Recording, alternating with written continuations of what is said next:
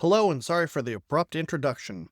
My computer crapped the bed a while ago, and we didn't get a podcast out because of that. Not only that, we did a podcast with Patriot Man, X, Wisco Mando, Rabbit, all about weapons accessories. I think we did a great job. And then Scout came out and did his version of it, probably better. And now he's got video and doing wonderfully with all that stuff. That said, I think we're going to redo that one because it was so good. And we had so many good points, and it wasn't just what optic to put on. I want to caveat with that because it's something I want to go back to. I also, eventually, I've been talking to somebody on the forum, and we haven't chit-chatted in a while about this, but he wants to talk about homesteading, and I don't know anything about homesteading. I know Rabbit's not really a homesteader. I think X has got a good handle on it. That said, we need to get somebody who's got better information than, well, I looked it up online. And I hope to either have him online or get enough information from him and get somebody else to talk. If any of you guys listening are homesteaders and would like to come on, get your pseudonym ready and we'll pop you on sometime. That said, today I'm going to do a quick one on my Clandestine Comms because we haven't had a podcast in a while, and I really think this was very appropriate for the time I started writing it. And it kind of got blocked because of the computer down, life issues, and everything else that was going on. And it happened right around the time the Syrians were killing Christians. And Americans have a hard time remembering that we are not incapable of a lot of violence towards one another. The Civil War was so far away. The issues that we have in the U.S. are on TV a lot of times, but don't always touch locally. We'll see an outlandish thing, but the next moment later we see another outlandish thing. And a lot of people have forgotten what's going on in Syria. To be fair, I think a lot of people have forgotten there's still a war in Ukraine, unless you're tracking it all the time because of tariffs and all this other stuff going on. It shifts away. And I think Scout and Dolio have said this multiple times. Look at what they're not talking about. Well, I want to back us up. If anybody remembers 2010 era Obama, I'm sure most of you guys listening to us, the Contras, the partisan prepper guys, you guys know, most of you probably don't really like Obama for various reasons. You want to call him Deporter in Chief. You want to call him the assassin where he killed Anwar al-Awlaki, and nobody remembers that on the left. To be fair, nobody on the right knows that name either, unless you're really into politics. These are things back then, while we disagreed with them, our nation was still fairly cohesive. I think that's changed, and I think because of all the craziness that's gone on, any moment where something new isn't happening, we tend to fall back to, oh, it's okay, or it's not in my area. And let's look at the Elon Musk stuff. Love him, hate him, I'm wishy-washy with the guy just because he's a liberal. He liked universal health care and some other stuff. I think the climate change thing is a little bit of exaggeration, but I do appreciate a man who puts his money where his mouth is and says, I'm going to build this car company, and I'm going to put out cars that are technically eco-friendly. Now, we can debate all that stuff, and there's very good arguments that those cars are not as eco-friendly. And it's funny now the left is bringing this up. But that said, I drive in an area right now, currently where I am, that has a ton of Tesla Cybertrucks, Tesla cars. And you don't see these cars marred up with swastikas and everything else. And the reality is, too, is these actions are by a handful of nutters that, with our population size, we're going to have happen. So we see it, we go, oh my God, but we don't see it all over the place. The problem is 10 years ago, the left and the right would have been like, what are you idiots doing? The left would have been like, you're attacking a vehicle that has nothing to do with politics. You're attacking somebody's property that you don't know, and it's eco-friendly. Hate the owner, who only owns 12% of the company right now, but hate the owner all you want, but what are you doing? And that's where this article started off. I originally started writing it when the serious stuff was very hot, and I put it down, and I picked it up, and I put it down.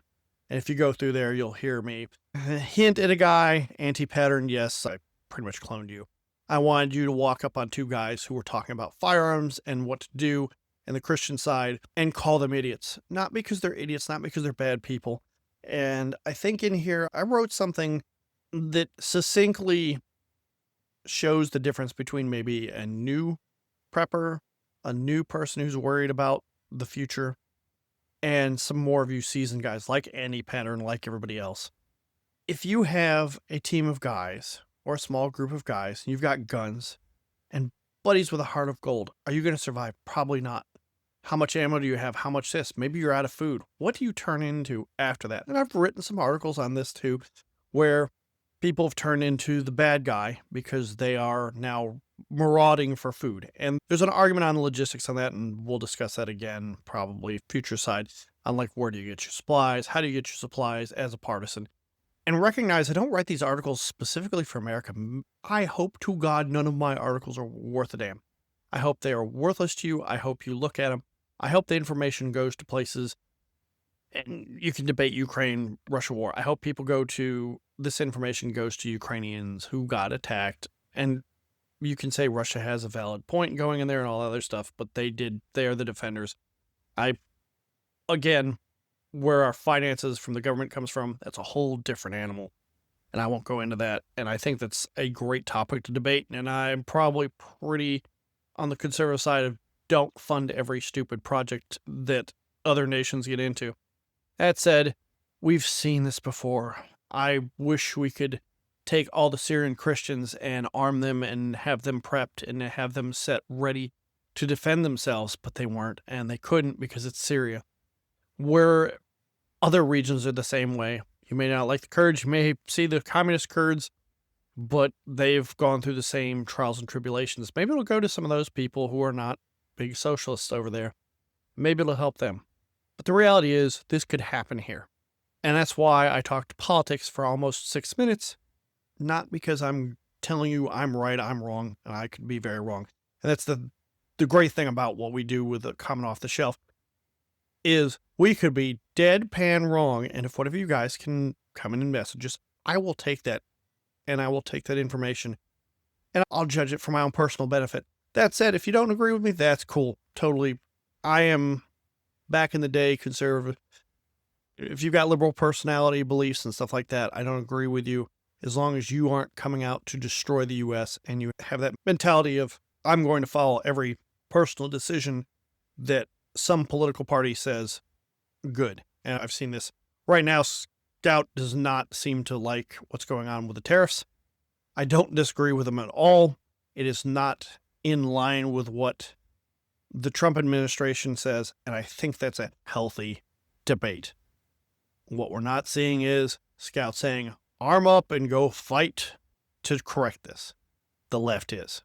And I want you guys to know, this isn't a political podcast normally, and it probably never will be. But realize the left is a big spectrum. I wrote about that too.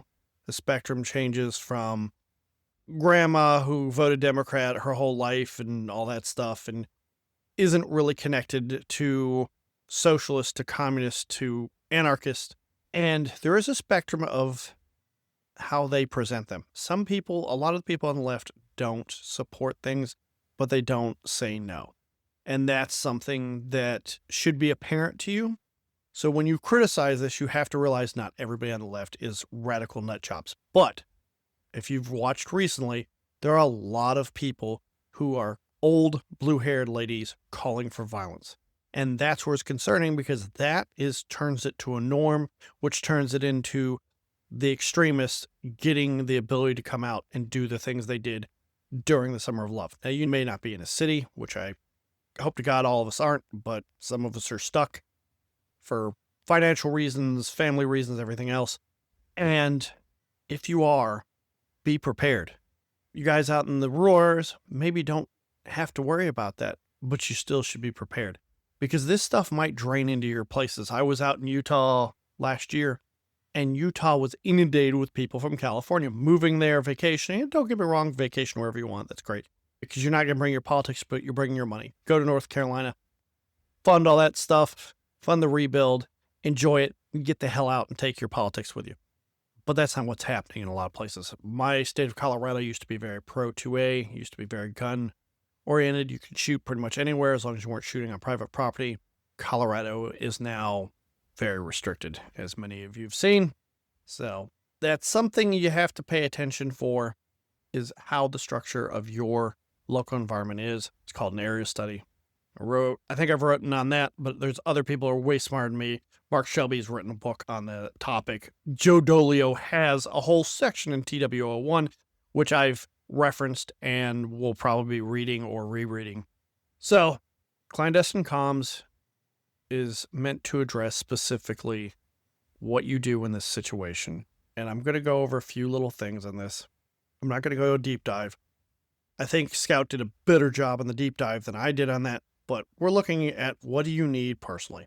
If you're in an urban environment, go get a 7-inch tablet. It's the smallest thing you can get that isn't able to connect to the satellites, or not satellites, cell phone systems, but you don't want to connect to satellite either. You want Wi-Fi and you want Bluetooth. That's it. The tablets are $50, $60. They're about, 1.5 times the cost of a Baofeng. And there's multiple reasons for this. I'll kind of go into this, but that's what we're looking at first. Reason why I say that. And again, Scout brought up Briar. I think he brought up Wire. There's a couple other apps. If you go back in his podcast list, you'll get into that. Andy Pattern has done a great post on X about dealing with the tablets and even modifying them sometimes. So look into that sources, but reality is you want one. 3.5 millimeter jack means the connections to a radio are a little bit cheaper, but you can do it with a USB-C connector now. So why a tablet? Small tablet, you got Bluetooth, you can connect a headphone. There are ways to communicate via Bluetooth, via Wi-Fi, and direct connections, and a lot of these apps do that. And it makes you look less conspicuous. Everybody's got an e-reader. Everybody's reading on a tablet. If you have a small tablet and you're reading something, no one's going to think wiser of you. I'm going to break the partisan thing up into a couple different points. There's the sabotage environment, there's the military environment, and there's also the intelligence gathering for support. And a tablet is something that you can walk around as a civilian and not look like you're doing anything. Plus you have a camera on it, plus you have a lot of other stuff. With that said, go buy the tablet, do not connect it to your home Wi-Fi, do not turn the damn thing on until you're ready. Maybe somewhere away from your house. What you want to do is you want to sideload, and you're going to have to look that up. I think I got some links in there. If not, there are way better articles on that on American Partisan, I'm sure. Brushbeater's done multiple articles. He teaches some of the stuff in class, but you want to sideload all that information onto your tablet and not go online and download them and set up an Android account. Why? Because that's a fingerprint, and you want these things mostly fingerprint free other than your physical fingerprints on them. You want that digital tracking to be very low. Now, you have a tablet. Now you've got a couple tablets. Guys are communicating. Let's say the Wi-Fi goes down. You have an issue communicating. Then you pull out your cable, your data cable, 3.5 millimeter jack, and then you connect it to a Baofeng. Now, I referenced the AR-152 because a lot of you guys have that, but you can also get the UV5RM. Not only does Brushbeater sell it on the store, if you pay attention to Dolio, he will post when they have a discount or a sale. Go click on the link, go buy the stuff. It feeds his little coffers a little bit, helps him along, and helps his Montana project. Whichever way you go with that, that's your bare bones entry point into direct line of sight communication. That's something you'll need in this urban environment. This is something you're going to need out in a rural environment. And it's not just for war. Let's say you have a hurricane. Your community's coming together. There's people starting to break into places, or storm, whatever else. A hurricane's a bad option. Get the hell out if you got the money. Say tornado rips through, kills the power, we have brownouts or whatever else, and people are taking advantage of that. Just like South Africa, jammers, etc., or the power grid's down and your wireless network is down, is a rife opportunity for bad actors to come and take your crap. Maybe you just want to set up your radios, maybe you want to talk on radios, maybe you want it to be a little more passive. Maybe these people are actually hunting people like Christians, and you want to transmit to your local Christian community. That's where the tablets become so important. That's where the viable options for this stuff is, and where it can be almost necessary. to have that little extra gap. And the digital side of things means somebody can't listen to you like you're listening to me right now. It obfuscates who's talking. It can help obfuscate where the hell you are if you do it right. So adapters, cables, the APRS K1 for USB-C only, or you can get the K1 data cables with a 3.5 millimeter jack. Depends on the tablet you have. So you're going to really have to figure out how you want to do that and what radios you have to do that. Now, side note, Scout also sells your DMF8s, which has 128-bit encryption. You need to know what you're doing to get that to work. So you can hide your voice. Again, you can obfuscate your position if you know what you're doing. That's in the Gorilla's Guide for the Baofeng radio. He also sells the BTEC 6x2. That's 256 encryption. That's what the military uses. Again, you need to know what you're doing, and you need to know how often you need to correct the encryption keys, change them, set them up, how to do that. And you're going to need a computer to do that. You can't just do it on a tablet. A tablet's the bare minimum entry. I highly recommend you guys getting a small computer. It helps a whole bunch.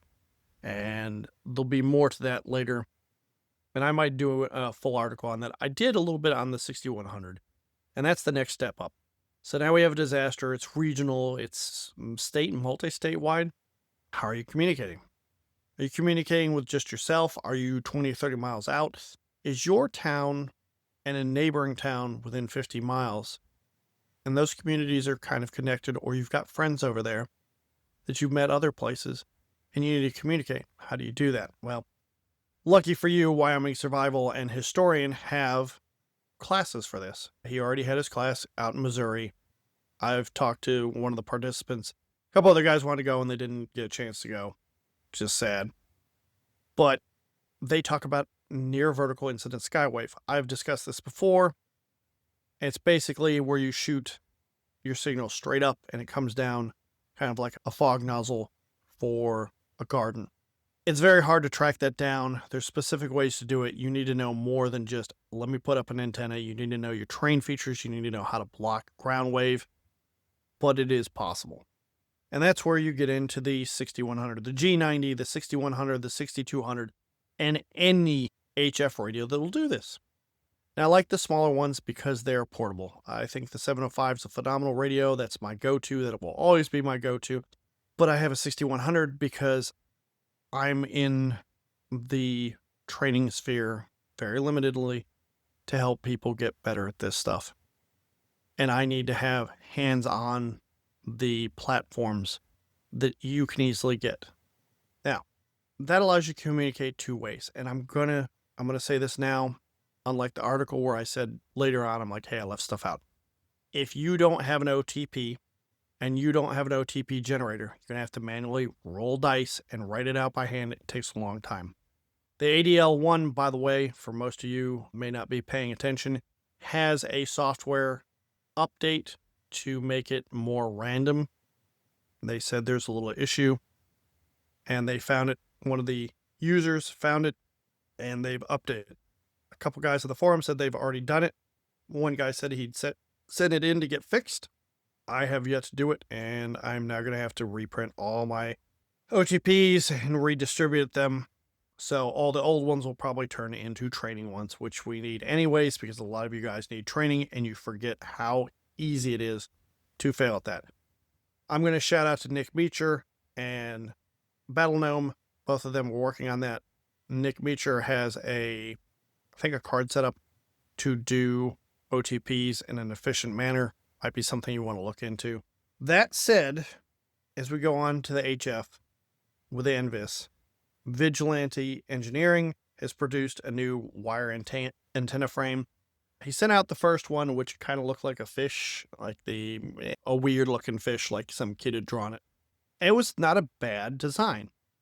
But I was like, hey, put some mirrors on this so you can wrap around the cables on either side. So it's a dipole. They're not all mixed up. And then you have that center cable that you can throw up over the tree. And I think he did a really good job at engineering this. They're not too expensive, but not only does he sell it on his website, which is vigilante-engineering.com, Brushbeater has those in stock as well. Plus he's got the BNC adapters for that which makes it a lot easier to build your own antenna. And you're going to need to know how to build your own antenna with NVIS. You're going to have to learn those skills, because if you don't learn those skills, you got to rely on people selling you an antenna that works for you. And now you have to buy multiple antennas, and now you have to spend hundreds and hundreds of dollars on something that should cost you under $100 to have. Or you build your own antenna and you modify the length of the antenna wire, and you know how to do that. There are multiple ways to do this. The G90 even has a way to show you if your antenna has got a good SWR for the frequency it's on. So use that feature to cut your wires before you go out and actually operate them. But all this means that you need to also train with this stuff. Now, certain things we can do legally, but when you get to encryption and stuff like that right now, I know everybody's like, oh, world without rules, we'll do whatever we want. I guarantee you right now, if you go over to Ukraine, which is in a pitched battle with Russia, and you start robbing people, they're going to throw you in jail or just execute you. Rules don't always go away. Now, people may not be paying attention to specific rules like radio stuff. But what I will say is you can work on OTPs online. You can work on OTPs anywhere. For World War II, and I'm going to reference this because I'm going to reference the book in a minute. World War II, the turnaround time to send a message off, have it received by a home base, and replied to the fastest was about 30 minutes. And they didn't like doing that because it was dangerous. With that said, it requires practice to be that good, and they pushed their wireless radio operators to the hilt. Mostly because they didn't have enough wireless operators or radios, and then when there was enough radios, they still didn't have enough skilled wireless radio operators. You need the training, you need the time on that. I'm going to go into that a little more in a second, but I want to go on to the next spot, which is worldwide communication. If you have regional communications, if you have the HF radios, you have worldwide communications. When the United States pushes out propaganda in regions such as Russia, such as China, they just shut down the internet. Cuba has done that multiple times, shut down the internet. Can't get online. And it's usually when they have internal conflicts, but that's how they deal with it. What happens when the U.S. decides, oh, well, for the good of the people, we're going to shut down the internet. Maybe you don't get the best information. Maybe you don't get the right information online all the time, but you can suss through that. Well, that's doubly so when you get stuff like shorts wave radio transmissions and you're listening to BBC or I'll listen to China, listen to Russia.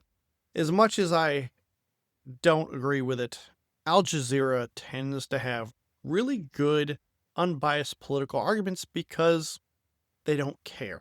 Not always, but they don't care. So if you're listening to something like that, take it with a grain of salt, but you also don't need an HF radio, and this is kind of why I separated in the world standpoint and not just the regional comms, and that covers world too. For you guys who don't want to spend $1 bajillion on a radio and learn it, you just want to be able to receive information, and maybe all you need is to receive information. Brushbeater sells the Malahite DSP2s, which are a couple $100, but they're good radios, and you can see the whole spectrum, and they're not quite a tiny SA Ultra, but you can kind of use it and see where things are going. So not only is it a SIGINT device, it is also good to listen to the world. Then he also sells the Texan PL368. That's purely shortwave radio. That's for listening to just the news. But it still gives you that opportunity to listen to things and hear things that are going on and AM stations and all that other stuff that you may not have opportunities to listen to, and it's not going to break the bank. So if you don't want to get an HF radio, and I get it, we talk about radios a lot here because that's kind of my bailiwick, but maybe you just don't have the time. Maybe you're the medic, maybe you're the armorer, maybe you're the engineer nerd who's like, hey, I've got to learn how to build stuff and make things work, or change plumbing around in case of a disaster and make sure people have water, and I don't have time to learn a whole new career, basically. You can still get away with having in that world without crippling yourself. I have buddies who totally do homeopathic medical stuff, and they're extremely smart in the medical field and taking care of the body, and they don't know as much about radios. By the way, You know who I'm talking about. If you're listening, we got to get together sometime. I got to bring up the plus one and we got to sit down and play with your radio. So, with all that said, I want to kind of close this out and I want you guys to think about radios in a format that is a little different because we talk about how to run the radios, but I also don't really talk about the threats as much. They're always hinted about. One of the big things that a lot of people in urban areas are getting into is mesh networks because mesh networks are wireless and you can communicate and have cell phone conversations and everything else with that. Scout has done a good job arguing against them, and I think there is some viable options in niche environments like, hey, I'm on a big farm or I'm in a local area and everybody's mesh network is being used for disaster relief. They're phenomenal for that. I think they're kind of a difficult thing to get into, and that's why I think not only Scout pushes people away, I say don't do it unless you're nerding out on them. They're also not good when shit hits the fan, because they're really easy to track down. And I've heard people say, oh, they're not that easy to track down. They really are. I finally got a chance to see a network in action, and you can find them if you're looking. That said, I'm going to flip open a book called Clandestine Operations. It's a book that was in French, and they converted it over to English some time ago, and you can find it floating around. I'm going to give you the last little part of a section where they do a deep dive in how the wireless radio operators were being hunted down. Now remember, everything on this is being done in Morse code. It's the most efficient, it's the farthest reaching. Nowadays we have stuff like Olivia. It's digital modes that allow you to transmit and not have loss of signal. You can have a higher noise threshold and still get your transmission through. And it's a lot faster than both Morse and speaking. So this is the times it took a German operations to find a partisan communicating in World War II. SOE specifically, but the SI as well. So the direction finding of the suspect frequency by Paris station was almost instantaneous. Transmission by direct telephone line to position finding bases took about 2 minutes. So they heard something. They're like, I've got a signal here. And remember, these are radios that had 1 to 3 different frequencies they could transmit on. And they were modified per individual. And back in London, they were listening for those specific people at a specific time. Now, this was probably all randomized if they were smart. And I assume they were because not every one of them got picked up. But they already knew, hey, we're looking at this band.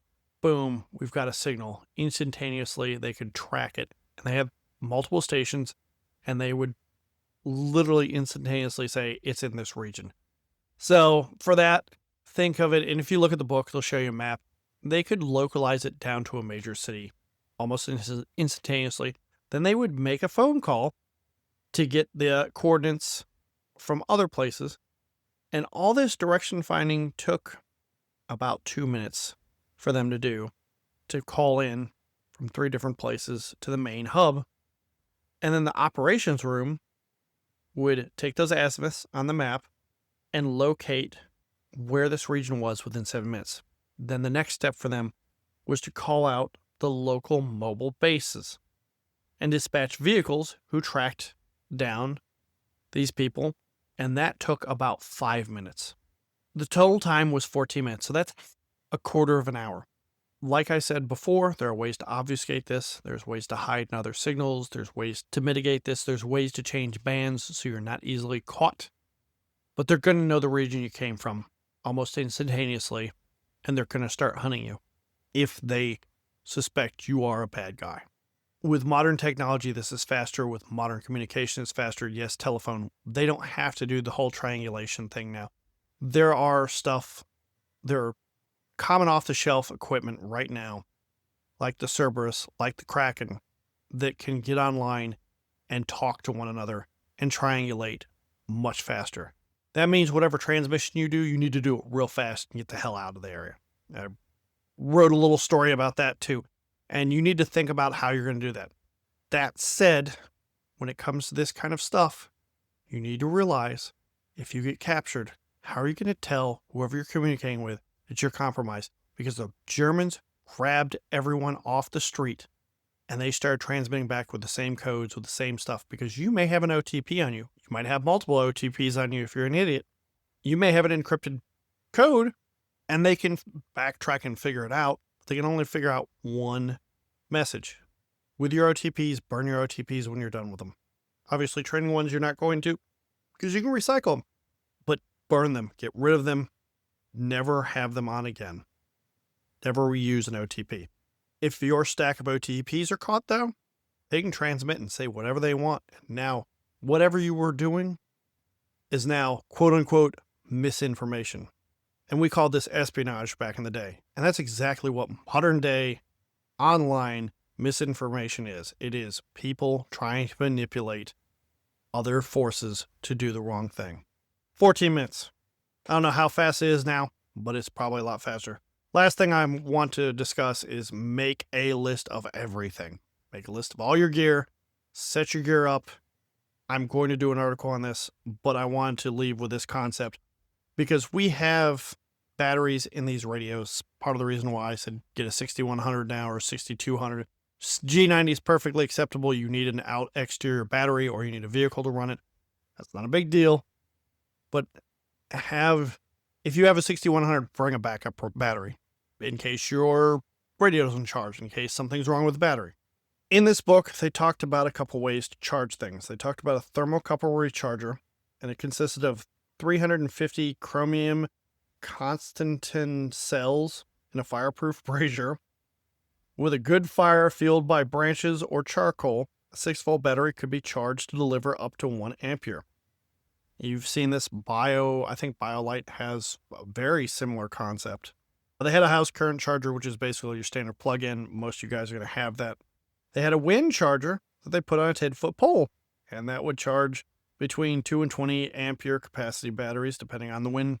They had a crank-operated recharger. You sat there and just cranked like a nutcase. Probably had really good arm strength at that point, which, to be fair, a lot of people probably don't now. I know Anti-Pattern has good arm strength. I know Mando needs probably more work, and I definitely need more work. Rechargers could be attached to bicycles as well. They had a gasoline-powered recharger, just a basic generator, and it wasn't too heavy, but it was a 2-stroke, and that charged really well too. They also had the last one, which I thought was interesting, was a steam recharger. This is the most amazing of them all. It consisted of a boiler suspended over a brazier and attached by a flexible tube to a small 2-cylinder steam engine. This engine was coupled to a generator. Total weight did not exceed 70 pounds. With steam pressure at 30 pounds per square inch, an hourly consumption of 2 quarts of water and 10 to 20 pounds of wood would charge a 6-volt battery to 4 amperes. I brought this up for 2 reasons. One, I want you to think about energy and consumption and how it's converted. And yeah, I don't think any of us have a steam recharger. I don't want to run a steam charger, and I don't want to have to carry 10 to 20 pounds of wood around. That said, some of you guys may have the opportunity to build one of these, or may have to. That specific recharger was run in the Indo-Chinese and Burmese jungles in 1945 by Force 136. If you guys want to do a little research into that, it's interesting history. It's probably not worth your time if you don't care that much. I highly suggest solar panels. I know regularly Dolio posts on X. Solar 100-watt solar panels and the jockey recharging block. It's something you may need in the future of your life. Don't forget these things. Think about how your setup is. I need a battery. I might need a home battery. I need a charger. I need a radio that works. I need the antenna wires. What else do I need? Make that list. Set that list up. And then, how do I operate this? Do you have a checklist for operating it? NVIS needs a checklist. I'm working on one. I think Historian's doing one, so I'm going to talk to him when we go up to the class in North Carolina. He's got a book that he's working on. And I think his book is much like what Scout did. He's going to have that checklist style set up. Do X, do Y, result is Z. It won't be perfect for everyone at every time. So you're going to have to modify your checklist, and that's the important thing about them. But I'm going to leave that there. I'm glad to be back on the air. I will have everybody else join me as soon as we can. I know Rabbit's schedule has changed again, but we'll probably be able to get something done. Patriot Man, if you hear this, we need to hit up and we need to do that all over again, which means I have to wrangle a whole bunch of cats to get on the air at the same time. Gentlemen, ladies, if there's any, thank you for listening. Thank you for the long wait, and I appreciate you guys waiting for me to finally decide to purchase a computer instead of actually building one, which I had originally decided I was going to do and realized I didn't have the time or the patience, and my life was coming apart at the seams, which it tends to do, and then things get better. So I'm doing what any smart person does, and day by day going through life and just moving on. Thank you for the guys in Every Man a Warrior. Thank you for the gentleman who reached out and checked on me. I'm doing okay. And there are guys with a lot worse life than I am, and I'm thankful for that. So appreciate you guys. You guys have a good night, and keep your shovel sharp. Don't be a loot drop.